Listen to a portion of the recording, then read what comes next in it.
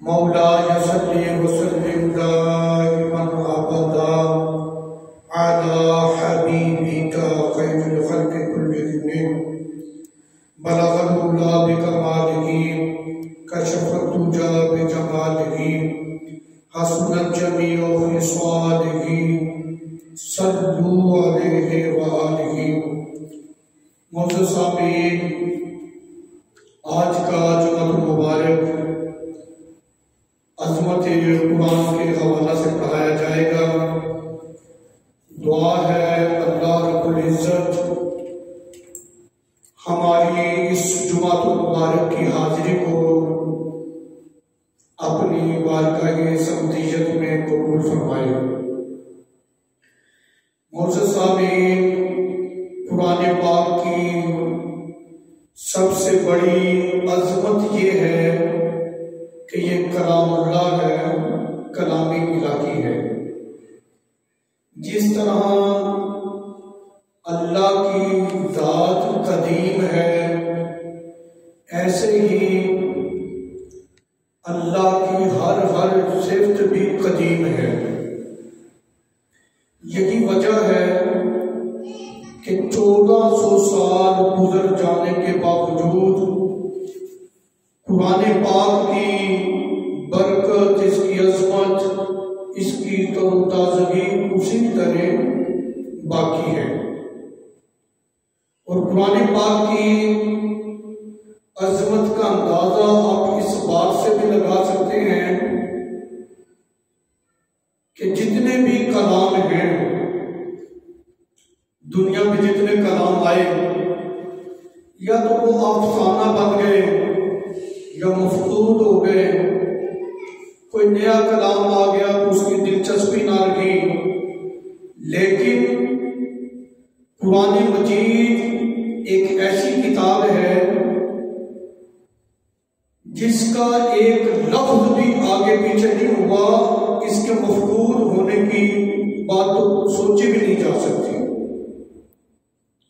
इसका मफकूद होना तो दरकिनार, एक लफ्ज भी आगे पीछे नहीं। और इसकी कुरान मजीद के अंदर जो दिलचस्पी है, ये भी उसी तरह आज भी बरकरार है। ये 1400 साल गुजर गए, अगर के 14,000 साल भी गुजर जाए, कुरान मजीद फुरकान हमीद ये अल्लाह की लाशक्का किताब है। इसकी दिलचस्पी इसी तरह बाकी रहेगी और इसकी हिफाजत फरमाने वाला क्योंकि अल्लाह ताला खुदा है। ये कलाम इलाही है। कोई भी कलाम हो, उसका ये ज़ाब्ता है कि उसकी इब्तिदा भी होती है और उसकी इंतहा भी होती है।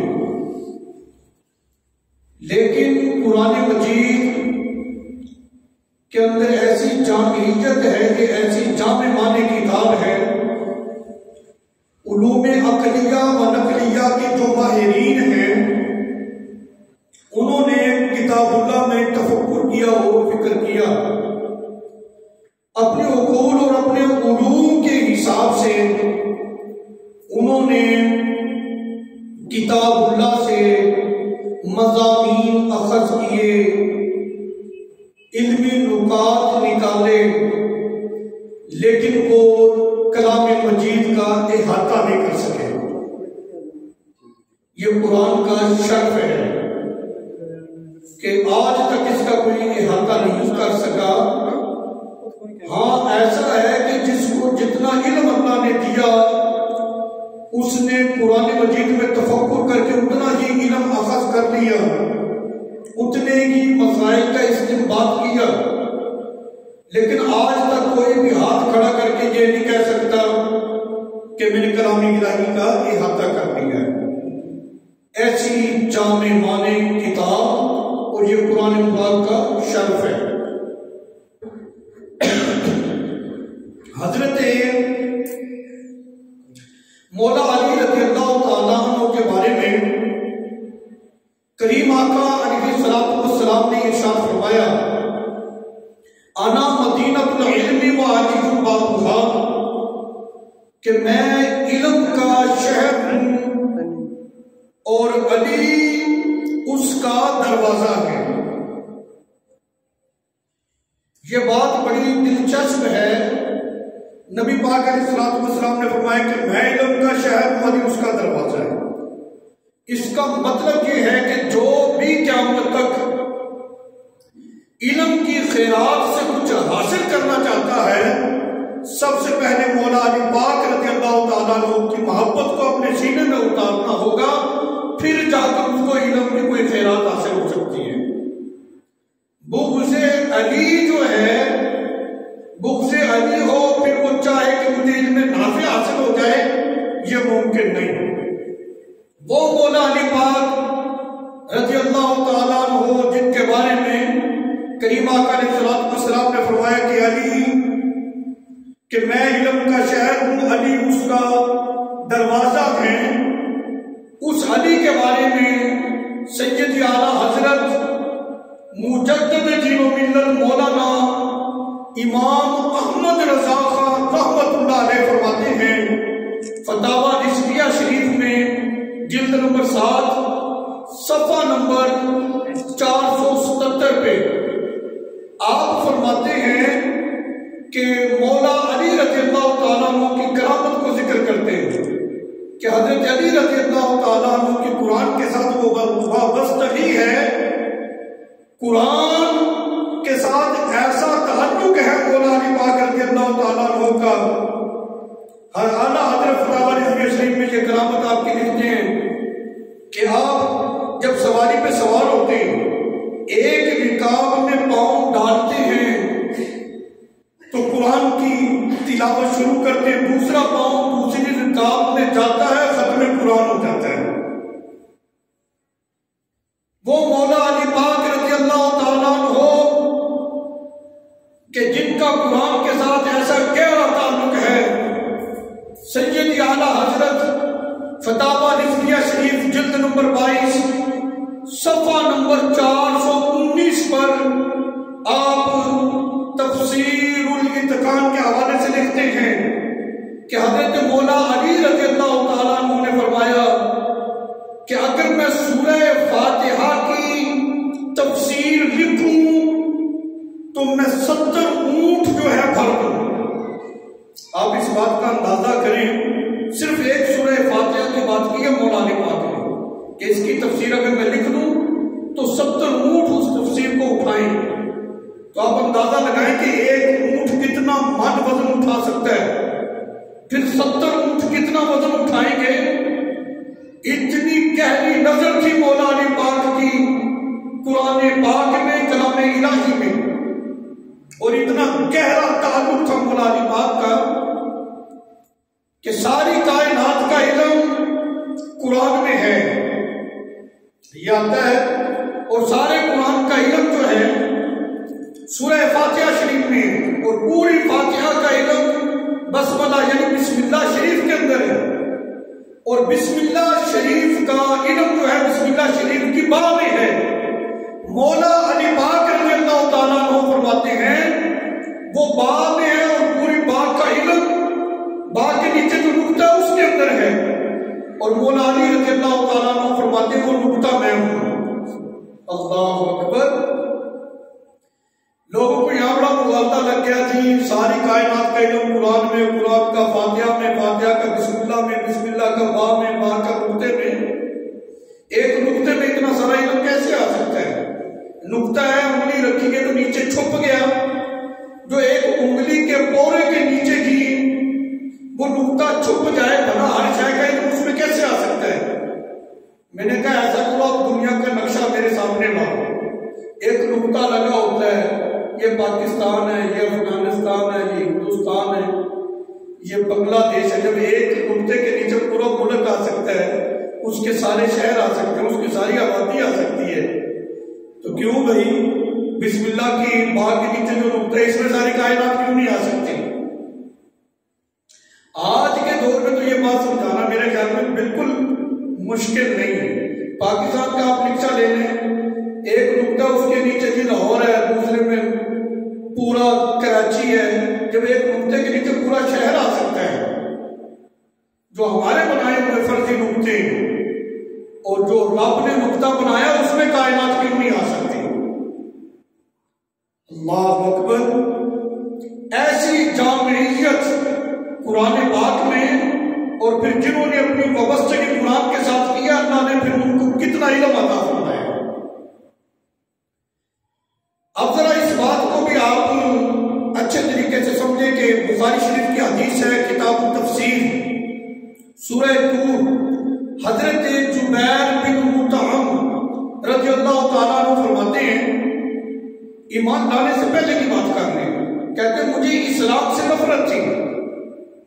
कहते एक मर्तबा ऐसा हुआ कि मैं नबी पाक अलैहिस्सलाम के पास से गुजरा तो रसूलुल्लाह सल्लल्लाहु अलैहि वसल्लम सूरह तूर की आयत नंबर 37 और 38 आयत की तिलावत फरमा रहे थे।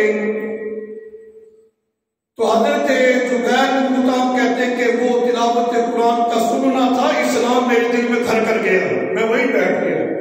रसूलुल्लाह सल्लल्लाहु अलैहि वसल्लम की बारगाह में अर्ज की, या रसूलुल्लाह सल्लल्लाहु अलैहि वसल्लम मुझे तो कलमा पढ़ाकर इस्लाम में दाखिल कीजिए। मुस्नद अहमद की हदीस, हजरत उस्मान बिन मज़ऊन वो कहते हैं मुझे भी इस्लाम से नफरत थी, मैं सरकार के पास से गुजरा, हुजूर तिलावत कुरान फरमा रहे थे, जैसे ही मैंने कुरान सुना, कुरान का सुनना था, इस्लाम की मोहब्बत मेरे अंदर पैदा हो गई। तो इसका मतलब यह है कि कुरान की ये अजमत है, अगर काफिर भी कुरान को सुनता है अल्लाह उसे ईमान की दौलत अता फरमा देता है। और कुरान की अजमत ये है, अगर कुरान कोई गुनाहगार स्याहकार बदकार इस कुरान के साथ वाबस्ता हो जाता है, अल्लाह ताला उसे तकवे का नूर अता फरमा देता है। अगर कोई मरीज कुरान के साथ वाबस्ता होता है, अल्लाह उसे शिफा अता फरमा देता है। अगर कोई बेरोजगार कुरान के साथ वाबस्ता हो, अल्लाह उसे नेक रोजगार और इसके हलाल अता फरमा देता है। अगर कोई मोमिन कुरान के साथ वाबस्ता हो जाए, अल्लाह उसे ईमान की हलावत अता फरमा देता है। मतलब ये है कि हम कुरान के करीब हों, कुरान की वाबस्तगी इख्तियार करें, कुरान को पढ़ें। हमारे यहाँ तो ये तरीका है कि अच्छे से गिलाफ में कुरान पाक को बंद करके इतना ऊंचा रखते हैं कि आसानी से उस किताब तक, कुरान तक हाथ भी ना पहुंचे। अब ये मौजूद किताब है, बस कोई साल आसान पढ़ी जाएगी, ऐसा नहीं। इसकी तिलावत करो, इसकी जियारत करो। सबसे बड़ा तमीज, आज लोग, मैं तमीजों के खिलाफ नहीं, भी घर में खैर बरकत नहीं है, लड़ाई झगड़े हैं, रिज़्क़ की तंगी है, परेशानियां रहती हैं, कोई तावीज़ दे दो। तो मेरी ये गुजारिश है बुजुर्गान दीन से कि वो अपने मुरीदों को ये भी हिदायत किया करें कि सबसे बड़ा तावीज़ जो तुम्हारे घर में मौजूद है उसको खोलो, उसकी ज़ियारत करो, कुरान मजीद की तिलावत करो। अल्लाह ताला घर की जितनी मुसीबतें हैं, तंगियां हैं, परेशानियां और जितनी लड़ाई झगड़े, ये सब कुरान की बरकत से अल्लाह ताला खत्म कर देगा। कुरान की बरकत से घर में जो है वो अल्लाह ताला ऐसी रहमत नाज़िल करेगा कि बरकत ही बरकत, नूर ही नूर हो जाएगा। हम कुरान से वाबस्ता हो। अगर आप इस चीज को यूं समझ लें, अल्लाह ताला कुरान में फरमाता है, वनुनज़्ज़िलु मिनल कुरानि मा हुवा शिफ़ाउन व रहमतुल लिल मुमिनीन, कि कुरान मोमिनों के लिए शिफा है और रहमत भी है। अल्लाह ने कुरान को मोमिनों के लिए शिफा बनाया, मोमिनों के लिए रहमत बनाया। जब हम बीमार हो जाते हैं तो हम अपनी शिफा कुरान से हासिल क्यों नहीं करते? कुरान पाक को हम कहते हैं कुरान हकीम। जब कुरान हकीम है तो हम अपना इलाज इससे क्यों नहीं करवाते? हम इससे अपना इलाज करवाए ना। रब ने भी फरमाया कि ये शिफा है। कहते जी वो सावकात ऐसा होता है, हम कुरान पढ़कर फूंकते हैं लेकिन शिफा तो नहीं मिलती। कुरान शिफा है लेकिन इसके लिए चंद शराइत का होना भी जरूरी है। जब हम किसी डॉक्टर या हकीम के पास जाते हैं, वो हमारी मर्ज को देखकर एक नुस्खा हमारे लिए तजवीज करता है कि ये दवा आपने 1 हफ्ते तक खानी है और फिर अल्लाह करम कर देगा। मरीज दवा लेकर आगे खाए नहीं तो क्या उसे शिफा मिल जाएगी? डॉक्टर के पास चला गया, जी आपकी दवा ने फायदा नहीं दिया, भी तुमने इस्तेमाल की? कहता कोई नहीं। तो इस्तेमाल करोगे तो फायदा होगा ना। कुरान मोमिन के लिए शिफा है, शर्त यह कि इसका इस्तेमाल किया जाए, इसकी तिलावत की जाए, इसके अहकामात पे अमल किया जाए, फिर हमारे लिए ये शिफा है। बसाओ का ऐसी मत होती है, डॉक्टर दवा भी देता है, कुछ परहेज बताता है, बाकी चीजें नहीं खानी, खट्टी चीजों का इस्तेमाल नहीं करना। वो मरीज क्या करता है, दवा भी इस्तेमाल कर रहा है, बद परहेजी भी कर रहा है, तो उसको शिफा कहां से मिलेगी? बिना तफसील समझो। कहते बसाओ का हम कुरान पढ़ते हैं लेकिन फिर भी हमें शिफा नहीं मिलती, पढ़कर फूका जाता है। तो देखो, कुरान को इस्तेमाल भी करो और जो परहेज कुरान ने बताए, जिन चीजों से कुरान ने मना किया, उनसे रुको। कुरान ने कहा हराम नहीं खाना, हम हराम खा रहे हैं, फिर कुरान हमें कैसे शिफा देगा? सूद के करीब नहीं जाना, सूद नहीं खाना, किसी का ना हक माल हड़प नहीं करना, यानी जो परहेज कुरान ने बताए उनसे रुके और कुरान की तिलावत करें। जब ये 2 चीजें जमा हो जाएंगी तो फिर बाबा फरीद रहमतुल्लाह अलैह कुरान पढ़कर गड्डी पे फूंक मारे तो वो भी सोना बन जाता है।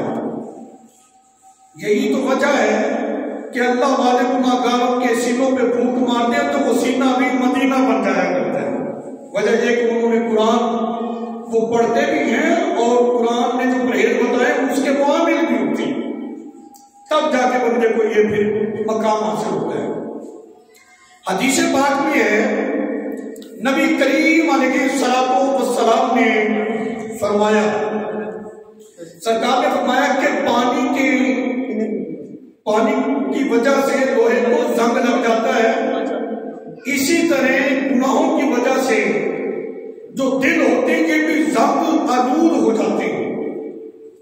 गुलामों ने अर्ज की, या रसूलल्लाह सल्लल्लाहु अलैहि वसल्लम, पानी की वजह से लोहे को जंग लगे, उसका जंग दूर करने का तरीका तो मालूम है, ये जो गुनाहों की वजह से दिल जंग आलूद होते हैं तो इस जंग को उतारने का तरीका क्या है? मेरे आका अलैहिस्सलाम ने नुस्खा इरशाद फरमाया।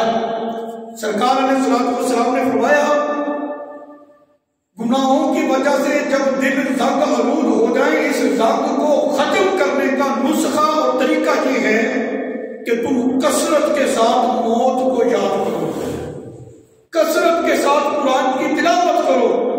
जब कसरत से मौत को याद करोगे, कसरत से कुरान की तिलावत करोगे, तो जो दिल जंग आलूद होते हैं, ये दिल कसरत से मौत को याद करने से और तिलावत कुरान करने से ये दिल जो है वो जंग से साफ हो जाते हैं।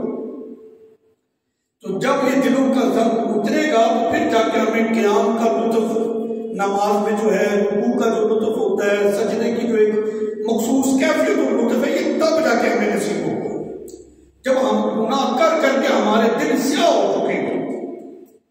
हिदायत की बात हमारे दिल पर असर नहीं करती, गुनाह के कामों में हमारा दिल लज्जत पाता है, नेकी के काम की तरफ ये दिल राग़िब नहीं होता, तो इसका मतलब ये है कि दिल जंग आलूद हो चुका है। अब इस जंग को उतारने के लिए नुस्खा ये इस्तेमाल करना है जो रसूलुल्लाह सल्लल्लाहु अलैहि वसल्लम ने इरशाद फरमाया कि कसरत के साथ मौत को याद करो, कसरत से तिलावत कुरान करो, तुम्हारे दिल जो है वो जंग से साफ हो जाएंगे। फिर जाकर तुम्हें जो है वो इबादत का एक लुत्फ जो है, हिदायत की बात और हिदायत की तरफ राग़िब और नेकी का जो लुत्फ है, फिर जाकर तुम्हें महसूस होगा। ये करीम आका अलैहिस्सलाम ने अपने गुलामों की तरबियत फरमाई। देखो, इब्ने माजा शरीफ की हदीस है, ये सियासता में से है। इब्ने माजा, मौला अली पाक रज़ियल्लाहु ताला अन्हु ने फरमाया कि कुरान मजीद जो है ये बेहतरीन दुआ है, कि कुरान पाक को मौला अली पाक रज़ियल्लाहु ताला अन्हु ने बेहतरीन दुआ करार दी है। यानी मरीज के लिए फुला डॉक्टर ने कहा फुला दवा इसके लिए बेहतरीन है, फुला ने कहा, फुला हकीम कहता है फुला नुस्खा इसके लिए बेहतरीन है। लेकिन मैं कहता हूं दुनिया के सारे हकीम और डॉक्टर एक पलड़े में हो, मौला अली पाक के एक सांस की बराबरी भी नहीं कोई कर सकता। जब मौला अली पाक रज़ियल्लाहु ताला अन्हु फरमा रही है कि कुरान जो है ये बेहतरीन दुआ है, इसका मतलब ये है कि मोमिन को चाहिए कि वो अपना इलाज कुरान ही से करे, कसरत के साथ कुरान की ज़ियारत करे, इसकी तिलावत करे, जिन चीजों से कुरान ने मना किया उससे रोक जाए, जिसका हुक्म दिया है उसको करे, तो जाहिरी बात नहीं जितनी बीमारियां हैं वो इंसान से दूर हो जाएंगी। सही इब्ने हब्बान की हदीस है, ज़ौजा रसूल उम्मुल मोमिनीन सदीक बाप की सदीका बेटी हजरत आयशा सदीका रज़ियल्लाहु ताला अन्हा आप फरमाती हैं कि तुम लोग कलामे इलाही से अपने मरीजों का इलाज करो। और हजरत आयशा रज़ियल्लाहु ताला अन्हा वो हैं जिनके बारे में रसूलुल्लाह सल्लल्लाहु अलैहि वसल्लम ने फरमाया, मेरे गुलामों, मेरे बाद अगर तुम्हें कोई मसला दरपेश हो तुम आयशा के पास आ जाना, मैंने इसको मुहद्दिसा बना दिया है। ये नबी पाक अलैहिस्सलाम की सोचा भी है, सरकार की शागिर्दा भी है और तमाम मोमिनों की माँ है। फरमाया कि तुम अपने मरीजों का इलाज कुरान से करो, कलामे इलाही से करो। तो इसका मतलब ये है कि कुरान मोमिनों के लिए शिफा बनकर है। और यही चीज अल्लाह ताला ने कुरान पाक में भी जिक्र की, वनुनज़्ज़िलु मिनल कुरानि मा हुवा शिफाउन व रहमतुल लिल मोमिनीन, कि कुरान मोमिनों के लिए रहमत भी है, शिफा भी है। यहां पर यह बात बड़ी काबिल गौर और तवज्जो तलब है इस हवाले से कि कुरान पाक जो है ये मोमिनों के लिए शिफा बनकर आया है, मोमिनों को शिफा देता है और ये मोमिनों के लिए रहमत है। अगर रहमत हासिल करना चाहते हो तो फिर कुरान के साथ वाबस्तगी, कुरान के साथ ताल्लुक ये जरूरी है। और ये कुरान की तालीम हमें मिलेगी कहां से? ये हमें मिलेगी मदरसे से। कुरान की वाबस्तगी चाहते तो फिर जो मदारिस हैं जहां पर कुरान और सुन्नत पढ़ाया जाता है फिर उनकी वाबस्तगी जरूरी है। देखो हर चीज का कोई ना कोई माखुद होता है, उसकी कोई ना कोई नस्ल होती है, उसका कोई शजरा नस्ल होता है। कहते कि भी मदरसे आज बन गए हैं, इसकी कोई असल है। मदारिस जो दीनी मदारिस है इनकी असल जामिया सूफा है, जो करीम आका अलैहिस्सलाम ने चबूतरा बनाया था। नबी पाक अलैहिस्सलाम के असहाब नबी पाक अलैहिस्सलाम से कुरान और सुन्नत की तालीम दिया करते थे, पढ़ा करते थे। वो चबूतरा असहाबे सूफा, वो जामिया सूफा क्या था? ज़हन में आ रहा होगा वो बहुत बड़ी कोई इमारत होगी, वो बहुत बड़ी कोई बिल्डिंग होगी, ऐसा नहीं है। बस ऐसे ही जमीन का कुछ हिस्सा ऊंचा था, वहां पर सहाबा इकराम बैठकर कुरान पढ़ा करते थे, रसूलुल्लाह सल्लल्लाहु अलैहि वसल्लम से इल्म हासिल किया करते थे। 1400 साल पहले करीम आका अलैहिस्सलाम ने अपने गुलामों को एक तासुर दिया कि मदरसा जो है ये ऊंची इमारत का नाम नहीं होता, बल्कि मदरसा उसे कहा जाता है जहां बैठकर कुरान और सुन्नत की तालीम दी जाए। कुरान और सुन्नत जहां पढ़ाया जाए उसको मदरसा कहते हैं। आज हमारा म्यार बड़ा मुख्तलिफ है। बच्चों को दाखिल करवाना तो पहले जामिया की बिल्डिंग को देखा जाता है, इस पर टाइल कैसे लगी हुई है, पत्थर कैसा लगा हुआ है, यहाँ पर सहूलतें क्या हैं। वो जो असहाबे सूफा का जो जामिया था, जामिया सूफा, मुझे बताएं तारीख सारी उठाकर देखो कितनी सहूलतें थी वहां पर। दीनी जो तालीम होती है इसमें मुशक्कत होती है, बल्कि तो दीनी उलूम है इसमें जितनी ज्यादा मुशक्कत होती है ये उतना ही ज्यादा करीब हो जाता है, उतना ही ज्यादा होता है। और जिन उलमा ने बड़ी मुशक्कत के साथ इस इल्म को हासिल किया है, उन जैसे उलमा जो हैं हर तरह की सहूलियात के बावजूद उस तरह के उलमा अब नहीं बन रहे मदारिस में। इसकी वजह क्या है कि उन्होंने मुशक्कत के साथ इस इल्म को हासिल की है, फिर उन लोगों को कदर भी होती है उस चीज की। तो ये एक तासुर है कि जहां कुरान और सुन्नत पढ़ा पढ़ाया जाए वही मदरसा होता है। और दूसरी बात, सैयद आला हजरत फतावा रिजविया शरीफ इसकी जिल्द नंबर 11 है। आला हजरत से एक मसला पूछा गया। मसला ये था, क्या आलिम दीन जो है ये किसी सैयद जाती का कुफ हो सकता है? मतलब यह है, आसान करूं कि सैयद जाती का निकाह आलिम दीन से हो सकता है कि नहीं?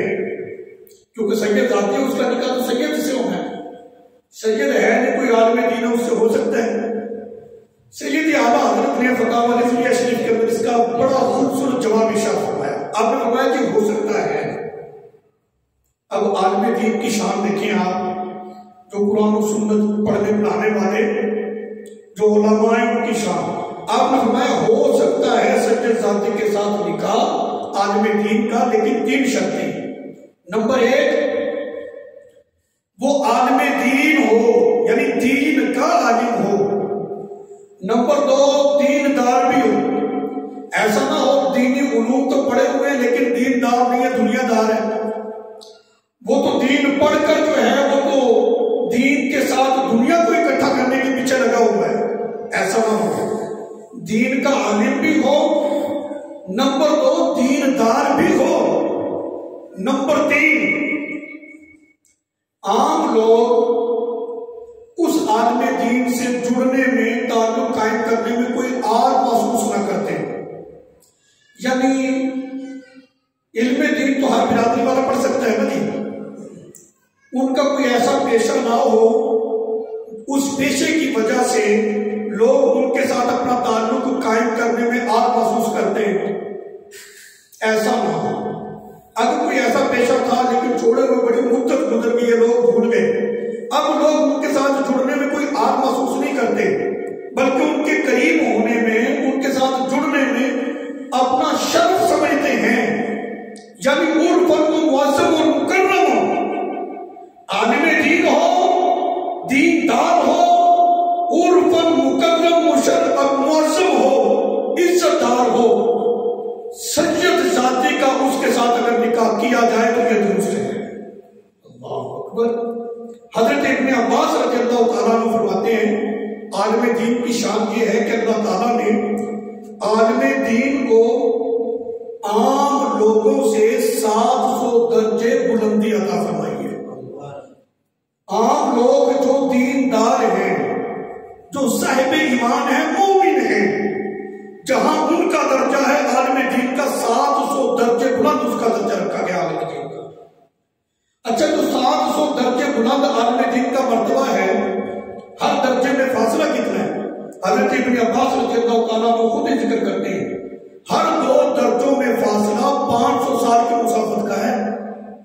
इतना बुलंद मकाम हजरत इब्न अब्बास रज़ियल्लाहु ताला अन्हु फरमाते हैं आलिम दीन का है। किस वजह से?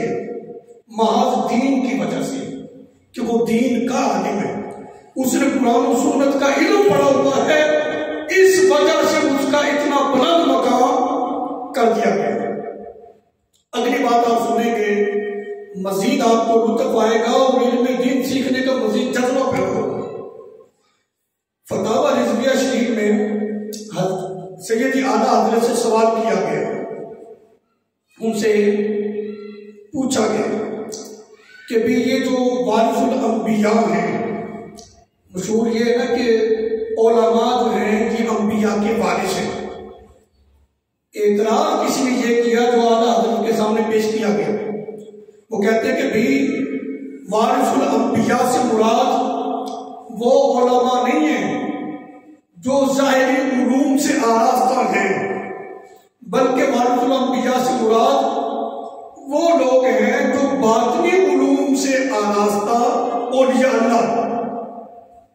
आला हजरत की खिदमत में जब ये सवाल पेश किया गया कि भी इससे वारिसुल अंबिया से मुराद तो औलिया अल्लाह लिए जा रही हैं, कि भी जो बातिनी उलूम से आरास्ता औलिया अल्लाह वो हैं, जो ज़ाहिरी उलूम रखते हैं उलमा इकराम, ये वारिसुल अंबिया नहीं। आला हजरत ने बड़ा खूबसूरत जवाब इरशाद फरमाया। सूरह फातिर की आयत नंबर 28, इसको आपने बुनियाद बनाया। आपने फरमाया कि अल्लाह ताला ने कुरान पाक में जिक्र किया और उलमा की 3 किस्में जिक्र की है। नंबर 1, ऐसा आलिम जो आलिम तो है लेकिन बाअमल नहीं, इल्म है लेकिन अपने इल्म के मुताबिक वो अमल नहीं करता। ये पहली किस्म सूरह फातिर की 28 नंबर आयत से आला हजरत ने जिक्र किया, जवाब इरशाद फरमाया कि दूसरा वो आलिम है जो आलिम भी है आमिल भी है, यानी बाअमल है लेकिन उसके अंदर इखलास नहीं है, इलाहियत नहीं, इखलास नहीं, इल्म भी है अमल भी कर रहा है लेकिन इखलास कोई नहीं उसके पास। ये दूसरी किस्म है। फरमाया कि तीसरी किस्म के वो उलमा जो आलिम भी है बाअमल भी है और उसके पास इखलास की दौलत भी है कि जो कुछ करता है वो अल्लाह के लिए करता है, लोगों को दिखाने के लिए नहीं, लोगों के सामने अपना आप मनवाने के लिए नहीं। ये तीनों चीजें जिसके अंदर पाई जा रही है, ये 3 हैं। फिर आला हजरत ने सूरह फातिर की 28 नंबर आयत से उलमा की 3 किस्में बयान करने के बाद फरमाया अल्लाह ताला ने तो उस आलिम को भी वारिसुल अंबिया करार दिया है जो सिर्फ आलिम है लेकिन बदअमल है, आमिल कोई नहीं।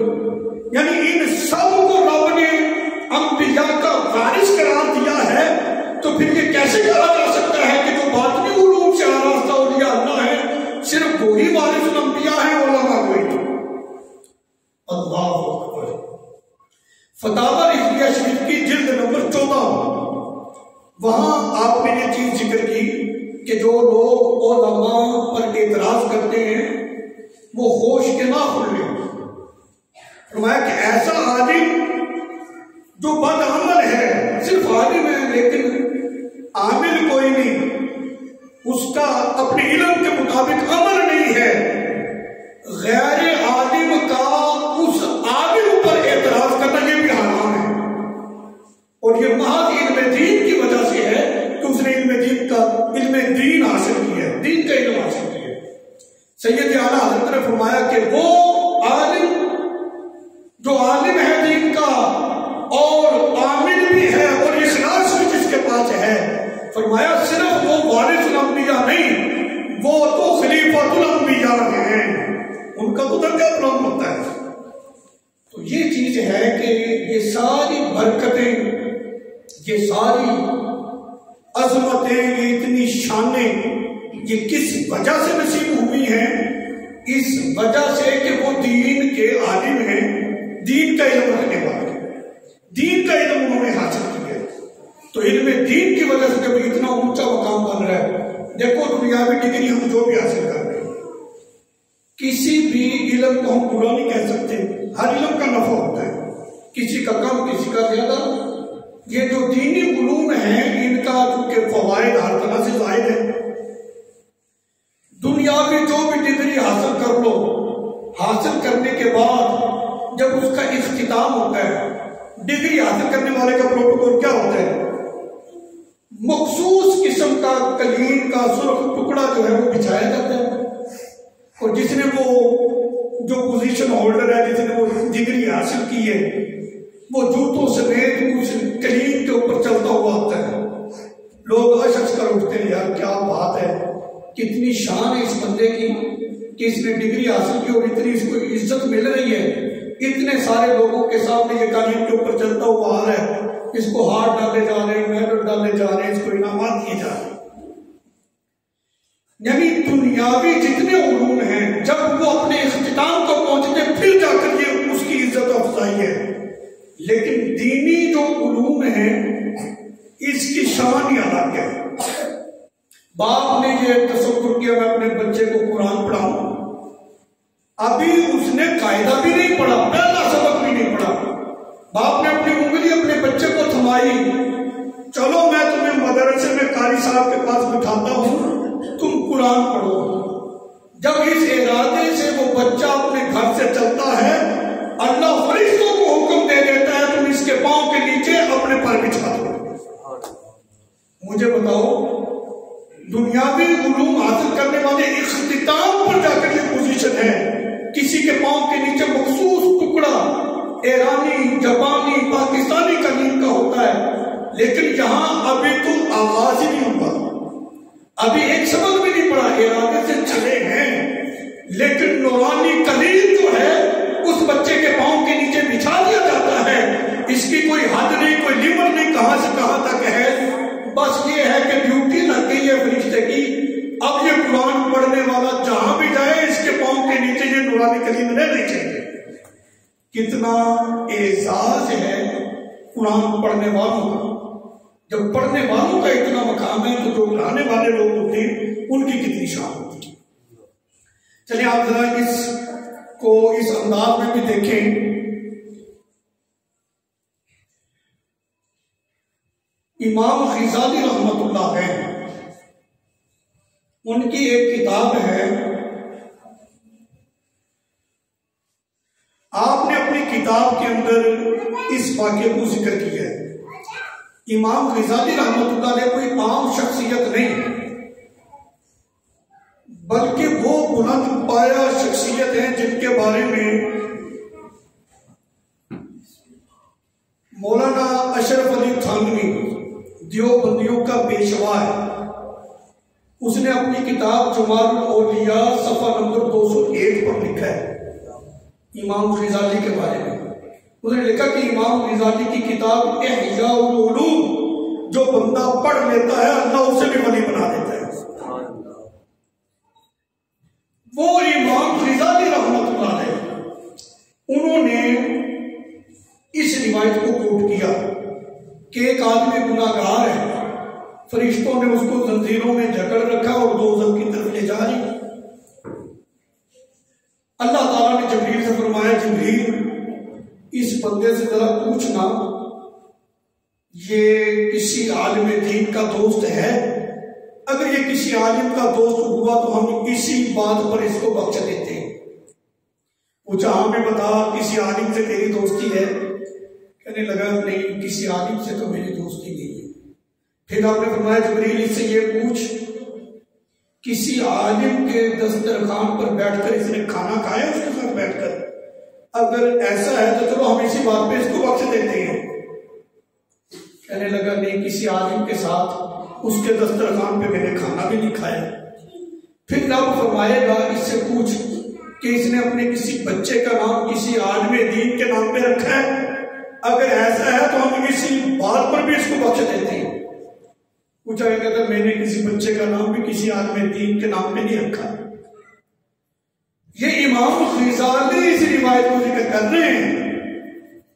फिर अल्लाह फरमाएगा, जबरील इससे पूछ इसका कोई ऐसा दोस्त हो, ये खुद तो किसी आलिम का दोस्त नहीं, खुद किसी आलिम के दस्तरखान पे नहीं गया, अपने बच्चे का नाम किसी आलिम के नाम पर नहीं रखा, इसे ये पूछो इसका कोई ऐसा दोस्त हो जो किसी आलिम का आगे दोस्त हो, हम इस बुनियाद पर भी इसको बख्श देंगे। यानी उलमा की सोबत जो है ये भी अल्लाह के वहां इतना मकाम रखती है कि रब ताला इस दोस्ती की बुनियाद पर भी बख्शिश फरमा देते हैं। इमाम ग़ज़ाली रहमतुल्लाह अलैह, खुरासान का एक बादशाह था अहमद साहबानी, वो अपने तख्त पर है, देखा कि एक आलिम दीन तशरीफ लाए, वक्त का बादशाह हो, तख्त से नीचे उतरा और उनकी इज्जत के लिए कुछ कदम आगे चला, उनका इस्तेक़बाल किया। सोया तो ख्वाब में रसूलुल्लाह सल्लल्लाहु अलैहि वसल्लम की ज़ियारत हो गई, सजदे कर कर बंदा रह गया। ये हसरत लेके बंदा जाता है, कहता चलो, मोमिन आदमी मरने को भी इसलिए महबूब समझता है कि कब्र में सरकार की ज़ियारत होगी। ऐसा है कि नहीं? मोमिन आदमी मरने से भी नहीं घबराता कि सरकार कब्र में आएंगे, हुजूर की ज़ियारत होगी। एक हाफ़िज़ कुरान कब्रिस्तान से गुजर जाए, अज़ाब अल्लाह ताला टाल देता है। जिस मोमिन की कब्र में सरकार तशरीफ ले आएंगे तो फिर वहां पे बारे न्यारे नहीं हो जाएंगे। अच्छा, आलिम दीन की इज्जत अफजाई के लिए वो अपने तख्त से उतर कर चंद कदम ही चला है इस्तेक़बाल करने के लिए। सोया हुजूर की ज़ियारत होगी। सरकार ने फरमाया तेरे इस अमल से मैं बड़ा खुश हूं और तुझे दुआ देता हूं अल्लाह तेरी नस्ल में भी बरकत रखे और क़यामत तक रब तेरा नाम बाकी रखे।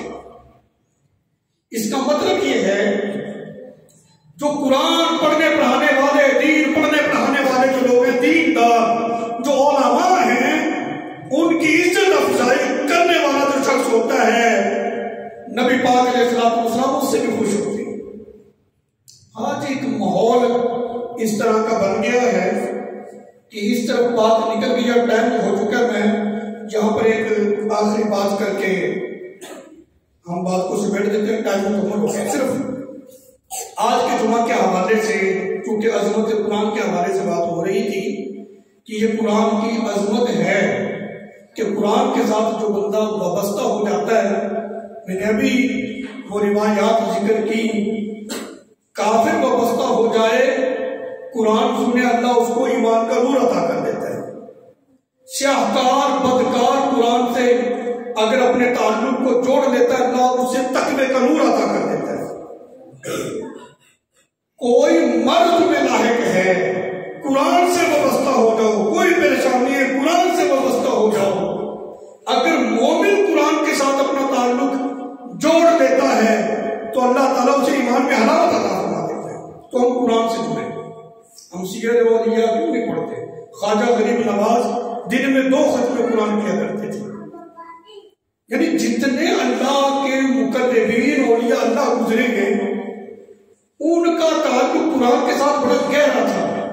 वो बहुत गहराई के साथ कुरान को पढ़ा करते थे, अपना वक्त जाया नहीं करते थे। आज क्या है, हम फजूल मोबाइल पे अपने वक्त को जाया कर रहे हैं। एक सांस जो है सारी कायनात इसका बदला नहीं बन सकती। सारी कायनात की दौलत किसी के कदमों में डाल दो, जो सांस रुक गया वो बहाल कर सकते हैं उसको? इतना कीमती सांस है, फिर चंद टकों के पीछे हम अपनी जिंदगी को क्यों बर्बाद कर रहे हैं? तो कोशिश करें कुरान पाक की तिलावत की आदत बना लें। ज्यादा नहीं पढ़ सकते, एक रुकू से काम शुरू कर दें, फिर आहिस्ता आहिस्ता जैसे मोहब्बत बढ़ती जाएगी, एक वक्त ऐसा होगा कि हर वक्त ज़ुबान पर अल्लाह का कुरान ही रहेगा इंशाअल्लाह ताला। अल्लाह ताला हम सबको